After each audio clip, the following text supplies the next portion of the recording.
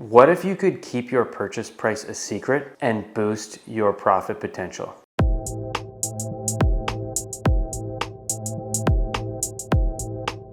In this video, we're going to talk about how to conceal your purchase price and how that helps flippers max profits, helps BRRRR investors get to better valuations. We're going to talk about a couple of the problems that come up along the way and how to solve them. Stick around to learn the secrets of savvy investors. When you buy real estate, there is an instrument that gets registered in the public land registry office, and the instrument is called the transfer. If you bought real estate, you've seen them before. And the transfer lists a whole bunch of details. What's the legal description? Who's the buyer? Who's the seller? And what's the purchase price? But did you know that you can actually conceal the purchase price on your transfer? And it's true. With the help of a lawyer that understands how to do that, you can have the purchase price registered in the public land registry office as $2, which is really great if you're going to turn around and flip this property later, because it doesn't tip off your potential buyers about what you paid for the property. This way, they have no context. They are actually making an offer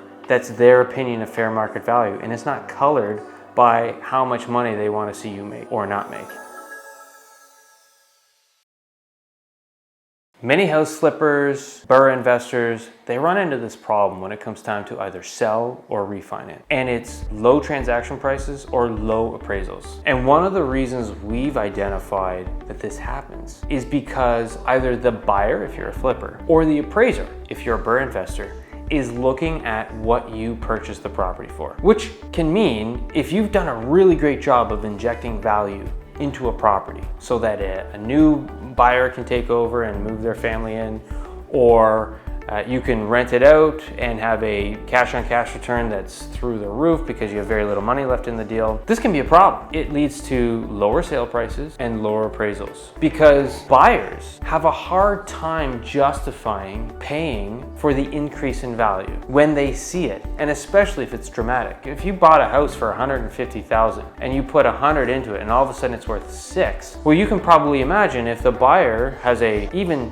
halfway savvy real estate agent, they looked at what the seller bought the property for. And when they see you bought it for $150,000 3 months ago, they're gonna have a hard time justifying writing a number that starts with a 6 on that agreement of purchase and sale. And it's the same for appraisers. In fact, it's even worse for appraisers because when it comes to buyers, they rely on facts other than the objective reality, right? They rely on things like, we really like this for our family, or they attach value to other parts of the property that might not be market value, but are value to them. But appraisers are totally different. Appraisers see a property as a piece of inventory in the market. They don't bring any of these extrinsic or outside factors in. And so when they see that you bought that property for $150,000, sure, they're gonna look at what you put into it, they're gonna look at the before and after photos, but $600,000, they're gonna have a hard time getting there. And this is why concealing the purchase price is a savvy move.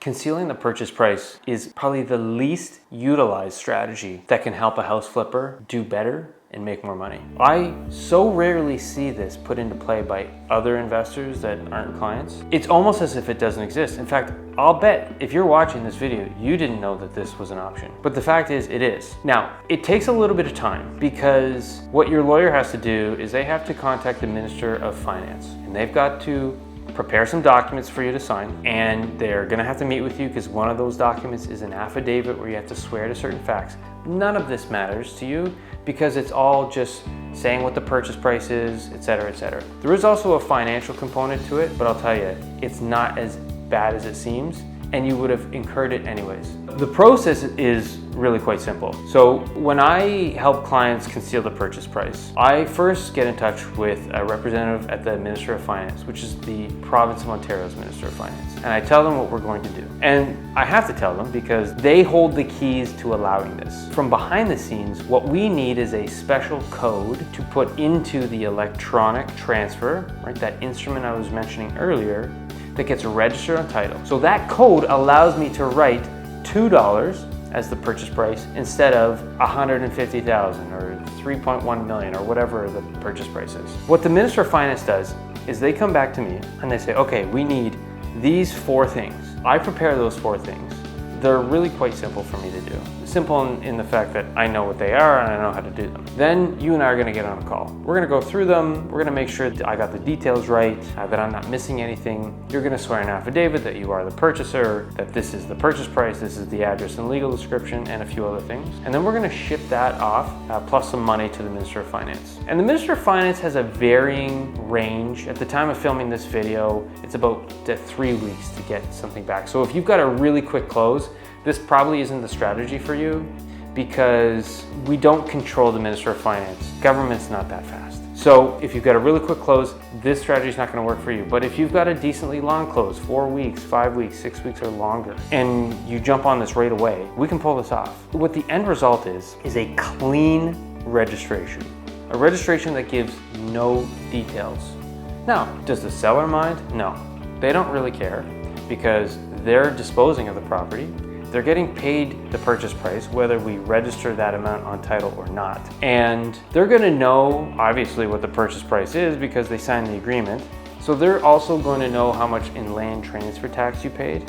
And you should know that this is actually a land transfer tax based strategy. I'll get into that a little bit more in a minute. There's no impact on the seller, so you have nothing to fear from that side. This is really a forward-looking strategy. And the real estate companies that are doing big deals, multi-million, tens of millions, billion-dollar transactions, they're using this strategy. And they do this for the exact reasons we've been talking about, to help them get better valuations later from either a buyer or an appraiser. Here's a bonus for a type of real estate investor you might not expect would want to know about this. And I'm talking about you wholesalers. Wholesaling doesn't involve acquiring anything, right? It's just putting a property under contract and then selling that contract. When I see wholesale deals go awry, it's usually because the seller learns of the assignment fee. Now, if the assignment fee is $5,000, $10,000, they might not say anything. But once it starts to get into the 20, 30, 50, 100, I've seen $1 million wholesale fee. You know, sellers start to get a little bothered by that. But here's the beauty of concealing the purchase price. You can require in the terms of your assignment agreement that the buyer conceal the purchase price. Because what that means, the only way that the seller can see what the assignment fee is in the land transfer tax calculation. And if we conceal the land transfer tax, then we conceal the purchase price, which means the seller has absolutely no way of finding out what the assignment fee is. So if you're a wholesaler, drop a comment below. Let's help get this figured out for you so that you can protect yourself for when those wholesale fees start to really get up into the 5-6 figures, so that you're making sure that your buyer's able to close, that your seller doesn't get in the way, and that you're earning that wholesale fee. Let's talk about a couple of success stories. I have a client who runs a multi-level investment company. The very best deals he finds, he flips. The second tier of good deals he finds, he wholesales. And the third tier, if he can't wholesale it, he will close and BRRRR the property and usually turn it into a short-term rental. He uses this strategy. And I'll tell you about a time where he bought a property for $200,000 under market value. And he concealed the purchase price. He couldn't wholesale it. He didn't want to flip it, so he turned it into a short-term rental. And he knew he bought the property so far under market value that he would be able to hit this crazy number. But because the appraiser didn't have the context of what he bought it for, he didn't artificially cause it to be dragged down.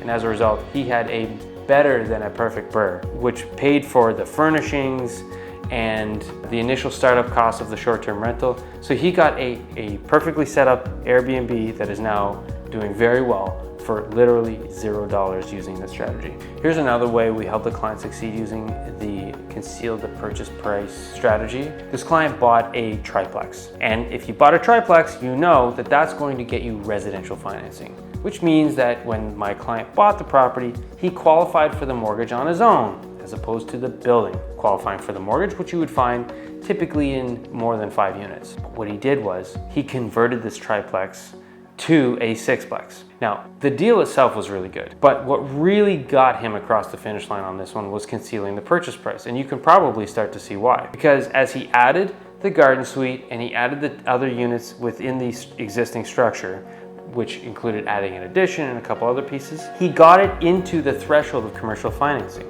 Commercial financing is where the building qualifies for the mortgage with a net operating income calculation.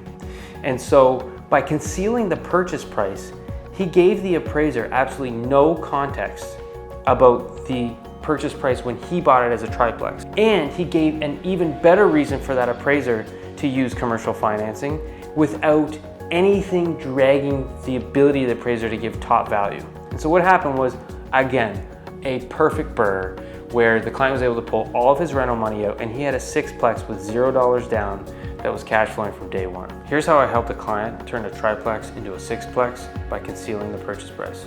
You should know by now that the conceal the purchase price strategy is the key to maxing out your valuations, whether you're a house flipper or a BRRRR investor. It's not a hard process, but it does take some foresight. So what that means is you probably need a closing of at least 4 weeks, because we have to work with the Minister of Finance to be able to get the appropriate things we need in place to be able to conceal the purchase price on that document that gets registered on title, which gets registered in the public land registry office for all the world to see if they ran a title search on your property, which if you are a house flipper or a BRRRR investor is happening pretty soon after you buy, whether it's 3 months after on your flip or whether it's a couple months after on your renovation on your BRRRR project. So the electronic registration shows a purchase price of $2 when we implement the strategy. And what that means is nobody, not a buyer, not an appraiser, has any context about where you started,